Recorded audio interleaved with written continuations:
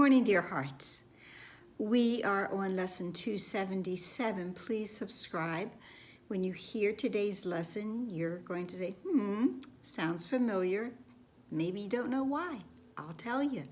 So, let me not bind your son with laws I made. Lesson 76. I am under no laws but God's, and this is a reworking of it.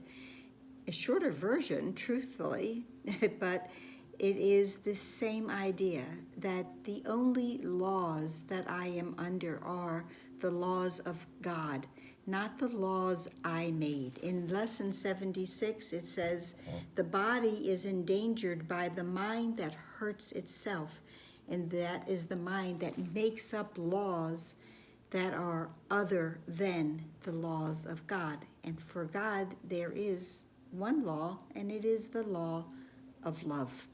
So let me not bind your son, myself, with laws that I made. They're not real laws in this world. They're agreements that we have come together and decided upon, and then decided to obey them, even though they're not true.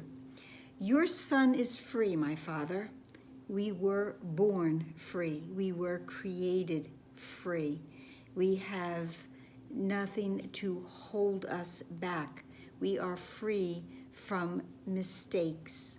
We are really free from errors, and we're definitely free from sin. Let me not imagine I have bound him with laws I made to rule the body, and every law that the ego has made is about the body. They are laws of health and finance and economics and medicine. They are laws that we have come into agreement with that rule everything that the body does and everything that the body is. So we have, in buying into these laws, we have the idea, and it's a mistake, that when the body gets to be of a certain age, certain things will happen, or when there is the maturation of the body, then it will go out and procreate. These are not hard, fast, set laws.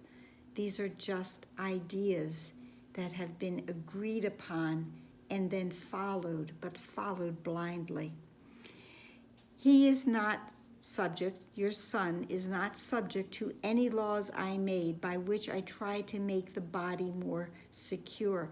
But in this case, it isn't really more secure, it's more limited, it's more small, things that will keep us separated and keep us from knowing the truth of who we are. He is not changed by what is changeable. He is not slave to any laws of time with the aging process. We're not bound by that. He is as you created him because he knows no law except the law of love. In the beginning, the first paragraph of our relevant thought, the last couple of lines, tells us that what is the Christ, and he has not left his holy home nor lost the innocence in which he was created. He abides unchanged forever in the mind of God. We are unchangeable. We are timeless. We are eternal. We are, and those conditions of being eternal and unchangeable are not affected by the seeming changes, constant changes in this world. In this world, everything changes, and on a dime, as it is said. Things change constantly, but the Christ, the Son of God, the child of God, is as you created him. And yes, there it is again.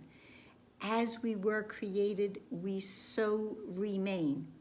Because, and I wrote this a couple of years ago, if God's laws are false, then nothing is true.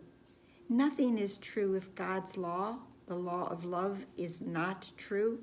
But God's law of love is completely true, and we are completely one with it just as we are one with our Creator.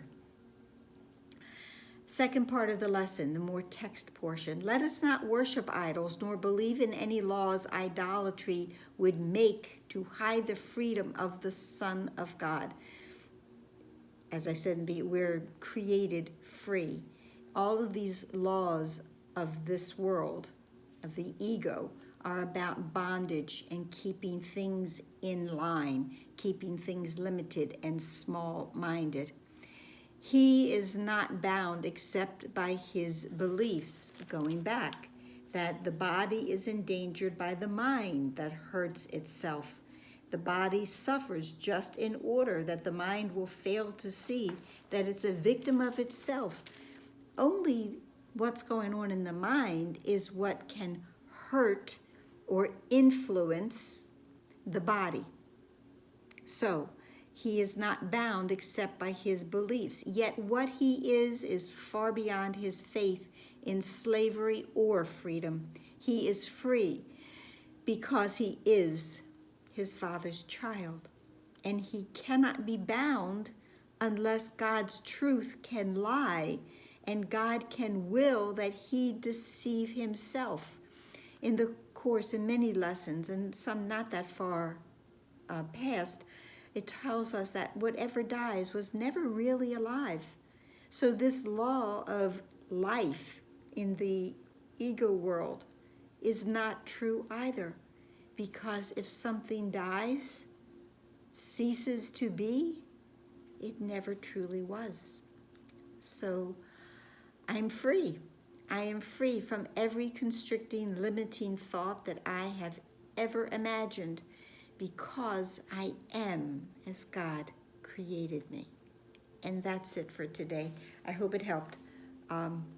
Please like, please share, please subscribe, please comment, please pray. I haven't said that for a couple of days. We just pray. The prayers are always answered, and they will find where they are meant to go. We need not worry about that. We need not try to direct that.